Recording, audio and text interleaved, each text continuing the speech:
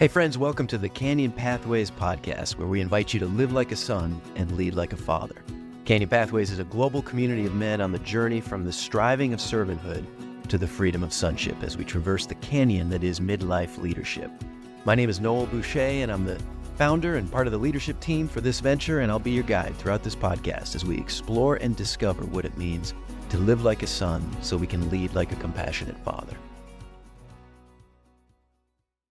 Great to be with you for this episode of the pod, and eager to jump into our topic for today. We got two types of episodes here at the Canyon Pathways podcast. The first one is our what we call a field note episode. Our field notes at Canyon Pathways are findings we're making in the field, and we put them in the form of a short form essay that really focuses on one word that we believe embodies a concept that is central to this journey to living like a son of God, and out of that, living like or leading like the Father. And this is one of those episodes. We're going to focus on our field note on attention. And then we have a second episode on its heels always, where we have a conversation around that with a couple brothers from around the globe in the Canyon Pathways community. And we're going to have Luke Smith and Paul Kimball, two dear brothers, incredibly wise and anointed brothers, going to be going deeper into this topic. So come back for that episode when it drops. But here's our field note episode, and we're looking at attention. You know, attention is, it's weird because we kind of take it for granted, and yet it's central. I mean, we are every day vying for attention, and also we have others vying for our attention. Like that's part of the grind. That's part of what happens when we walk out the door. We wake up, people vying for our attention, whether it is marketers or anyone peddling their goods and services or their various wares, or our family, our colleagues, our constituents, our employees, our congregants. People are demanding our attention. We're also looking for people's attention. So attention really, really central in how we steward that, how we handle that, how we understand it to be an asset and a thing to be stewarded, to be tended, not allow it to become something that's a channel of threat. Can't be ignorant of the enemy's devices. And man, there's no better way to get someone off their attention game, as it were, than to distract. And we feel that pull every day. But I think in midlife leadership, which is what we're focused on here at Canyon Pathways, is living like a son, leading like a father in this stage of midlife leadership. Attention is it's the thing every day, because when you're leading and you've got these various things in midlife, you don't just have people around you and subordinate to you who you're caring for and who you're leading. You also have aging parents.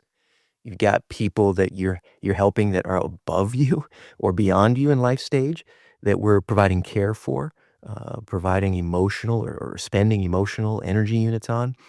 That is its own thing that's taking and demanding our attention. So it's interesting because you walk out the door and it's like, man, I'm just trying to guard. I almost have a shield up as I walk out the door, as I hop in the car, from all the the pulling that's going to begin as soon as I hit the ground running today, for my attention. So that's an interesting thing. Now, as an introvert, I feel that very profoundly. And some of you can relate to that. A little bit different for someone who's wired as an extrovert, where you're actually drawing energy from the kind of give and take and that verbal and social interaction that's happening. As an introvert, you feel that even more acutely, where sometimes even from people who you love and places you want to be, it can still feel threatening when there's a demand on the attention that requires energy from us. So that's an interesting thing. But then there's this other side to it, which is we're not just giving attention to others in our life and leadership. We also need others' attention. We desire it. And for some of us, that is where our heart kind of is left panting every day, because perhaps we haven't gotten that attention. Perhaps we're not getting that attention right now from a superior, from a colleague, from a partner. Perhaps we're feeling cut out. Perhaps we're not getting the affirmation or the praise, or we're not getting our due, it might seem, for the efforts that we're putting out and for the things that we're actually accomplishing or helping the team accomplish. We want that attention.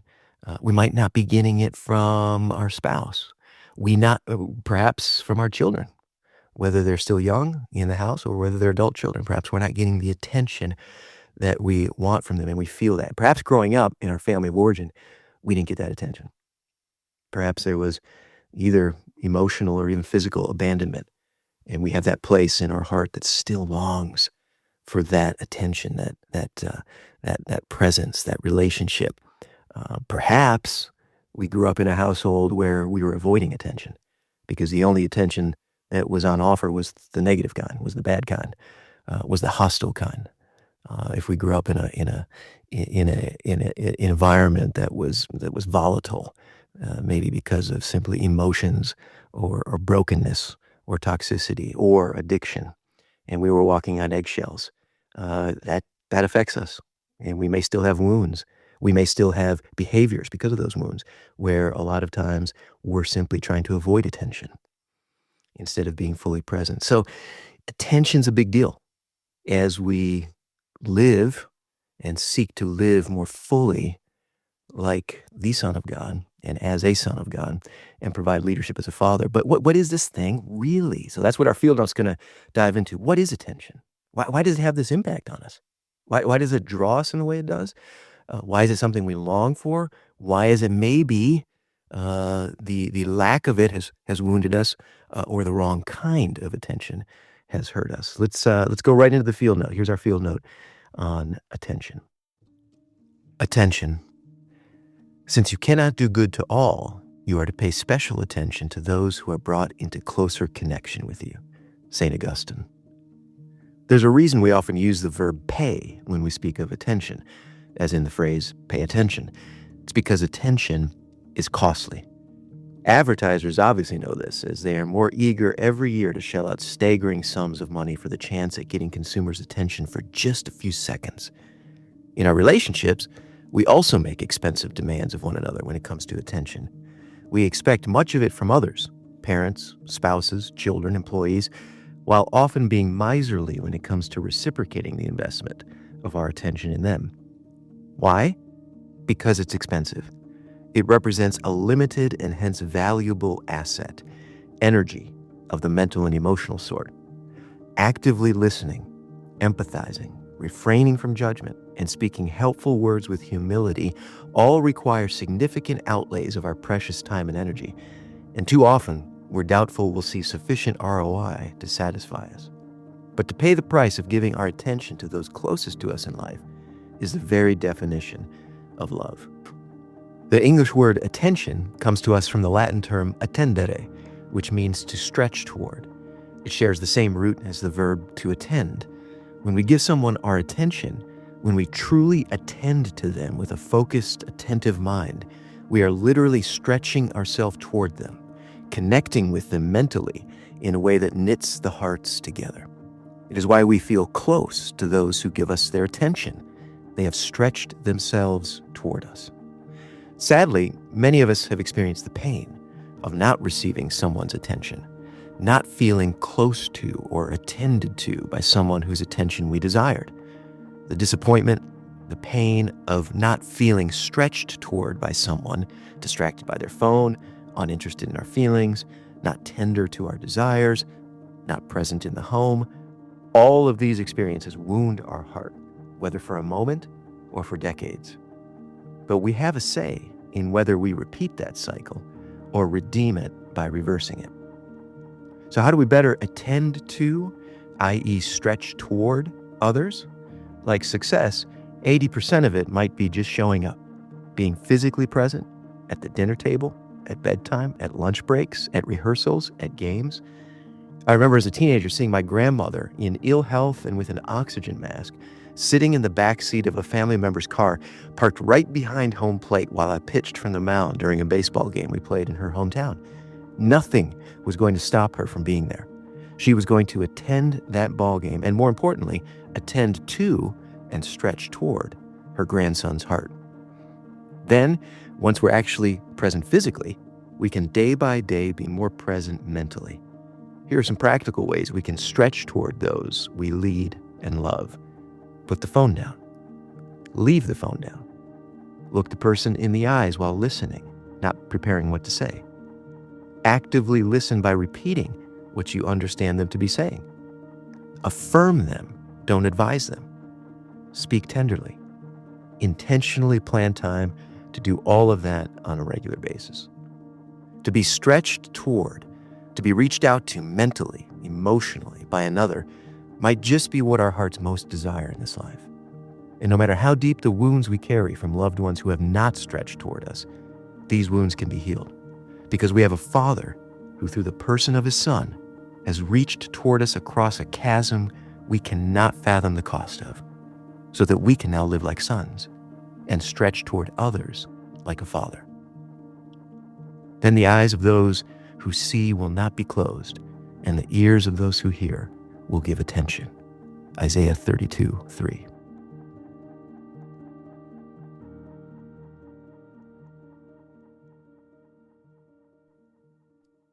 There's our field note on attention. And man, it was a good one. This is actually early in our library, from just a few years ago when we launched this venture at the prompting of the Holy Spirit through the voices and belief and encouragement of a few brothers around the world. We started pulling together these field notes as short descriptions of what we're discovering on this journey and into sonship, of moving from servanthood to living like a son, to stepping into this place, this posture of resting and receiving like a son of God instead of striving and earning like a servant, like a hired hand. And this was one of the first ones because it really became evident how important this is. Attention in our lives, how precious it is, how valuable it is, how desirable it is in our lives. We desire affectionate, loving, pure, holy um, attention from others, starting with our Creator and our Redeemer and our Father. And it's a longing of our hearts. So we got into it, and there's three main takeaways as I reflect now on this field. Now, the first one is just this thing that it's okay to admit, and it's really the starting point, that attention is valuable. And because we're embodied beings, it's limited. And because we're embodied beings living in the 21st century, in the information age, it is even more valuable and perhaps a bit more limited, and certainly, as we said earlier, demanded upon, and it's expensive. We indeed, we have to pay it. How many of us have been told, whether when we were young boys or even now in our lives, pay attention, pay attention. In fact, when we started dating, my wife and I were young, and I would get that all the time, pay attention. She shortened it down to just pay it, meaning attend to me, be present, listen, look, be here. And that's the call, and it's a big one on our energy, but it's also what we're longing for from others. So we have to love by giving it, by expending those energy units to be present, to look, to listen, and attend to that person. But it's expensive, and that's why we gotta carve out the time and energy for it. That's what an evil one, an accuser, an adversary looking to undermine this whole thing is gonna do. Just fill the plate up. Just keep us going. Stay on the hamster wheel. And then we can't give attention. We can't reach toward others.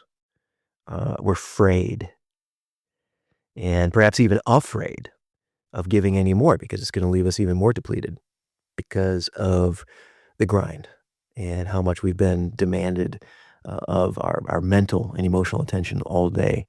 We got nothing left for the people around us who are closest to us, who really matter. So it's interesting. It's expensive, and man, all you got to do is look at how much Super Bowl commercials cost nowadays, and you see this is a valuable commodity, and people are going to pay top dollar for it. So we too should prioritize it. Prioritize where we are directing our attention, and also being clear about where we desire and even feel we need attention from others in our closest, most meaningful relationships, and communicate that clearly and be authentic. and do it with humility. That's a call on us as we live like sons, to be present, be humble, be authentic, open our hearts up, and believe that as a son, when we live like a son, we can receive that, starting with the Father. And it moves us into the second takeaway for me, which is the word itself, attention. Like many words in English, a Latin root, literally meaning to stretch toward, to reach toward. When we attend, when we give someone our attention, we're reaching toward them, literally, not physically maybe, but mentally and emotionally and relationally. We are reaching toward them, stretching ourselves toward them. And we know what that feels like. We know what it feels like to be attentive and be reaching towards. Sometimes we are exceptionally prone to temptation of reaching towards those things we ought not, taking the fruit of the tree that we ought not, because we're looking for that quick fix. But we know what it feels like to be present, give our whole attention, and we know what it feels like when someone is attending to us, reaching toward us, stretching themselves toward us. We feel it. It feels good. And we know what it feels like when someone's not. When someone picks up their phone, is just distracted.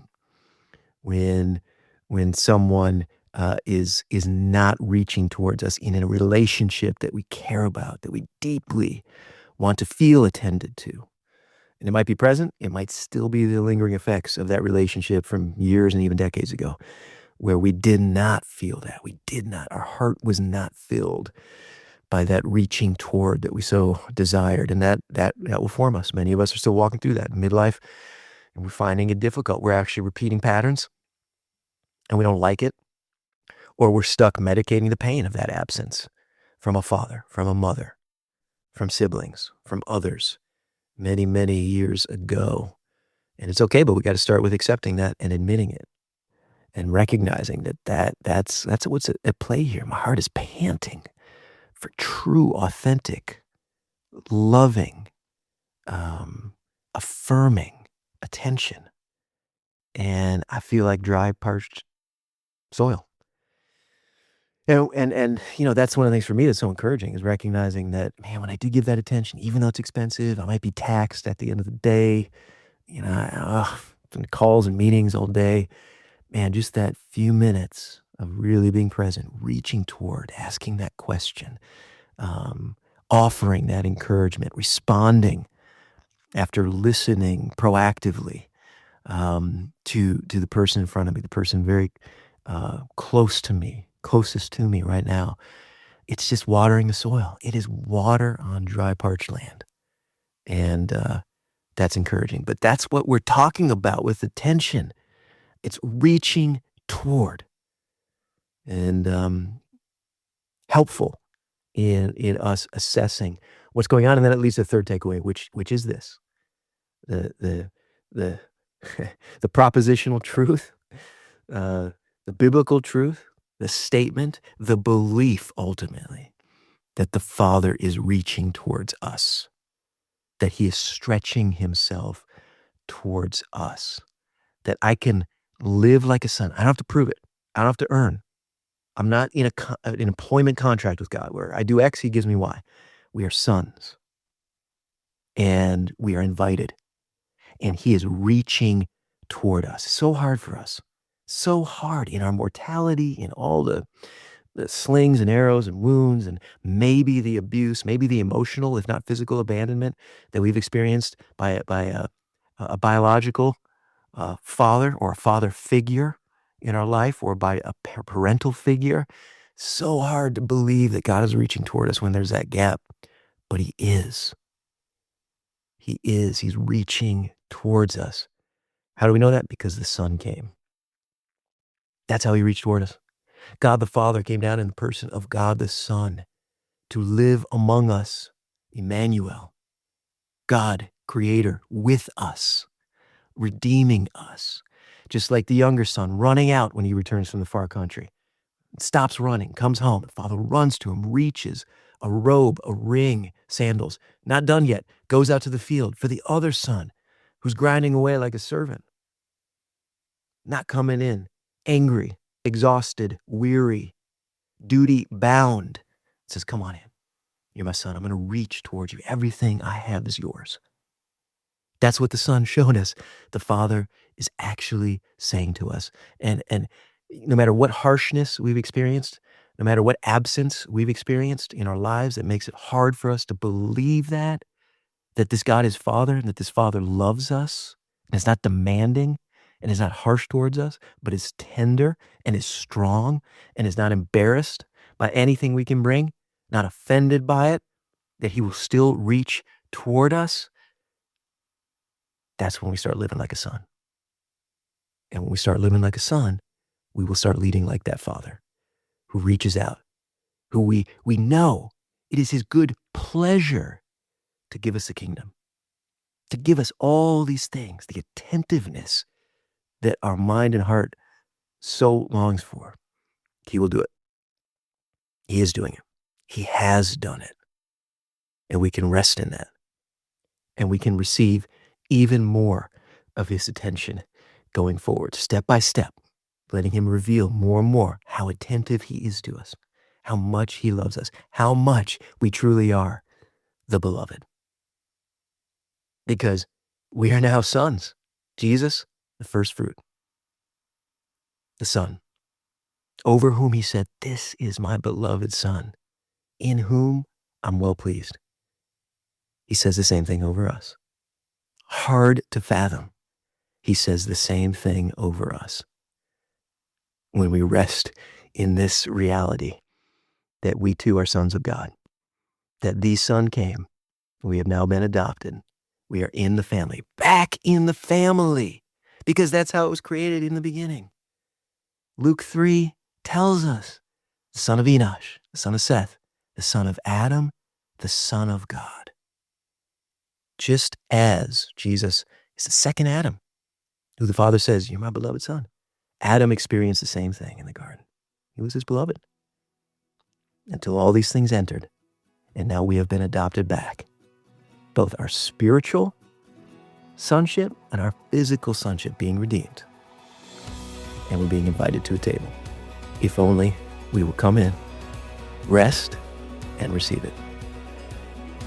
Friends, hope you enjoyed this Field Note episode, and check out the upcoming episode with a convo between Luke Smith and Paul Kimball in the Canyon Pathways community. I know you're going to enjoy that. A lot of wisdom and insight coming from those guys. Check out the show notes for links, as well as a PDF with discussion questions if you'd like to use this episode for personal reflection or in small group meetings.